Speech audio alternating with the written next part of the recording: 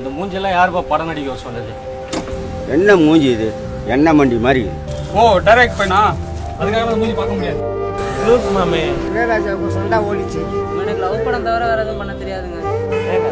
Love பண்ணமா dance ஆடணுமா இல்லாம நமக்கு எதுக்கு இந்த சமூக அக்கறை எல்லாம்? ப்ரொடியூசர் உங்க அப்பாவை காசு தருவாரு. தராது.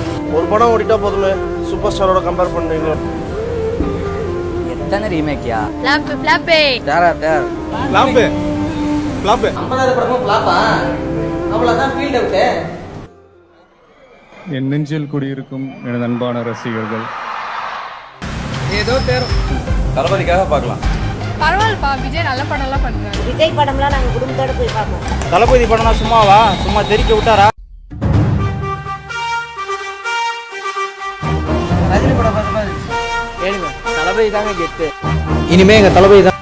இந்த ஜல்லிக்கட்டு ப்ரொடெஸ்டப்போ ஆர்டிமேட் எலக்ட்ரிக் கட்டு போய் மெரினா பீச்சில் உட்காந்துருந்தாலும் சரி, இந்த நீட் இஷ்யூ அப்போ சிஸ்டர் இருந்துட்டாங்க, அவங்க வீட்டுக்கு போய் துக்கம் விசாரிச்சாலும் சரி, இப்போ ரீசெண்டாக நடந்த தூத்துக்குடி இன்சிடென்ட்ல கூட கன்சார்ட்ல இருந்த ஒவ்வொருத்தர் வீட்டுக்கும் போய் ஆறுதல் சொல்லிட்டு வந்தாலும் சரி, இதெல்லாம் வச்சு பார்க்கும்போது ஆன் ஸ்க்ரீனில் மட்டும் இல்லை ஆஃப் ஸ்க்ரீன்லேயும் ஒரு பெரிய ஹீரோ தான்.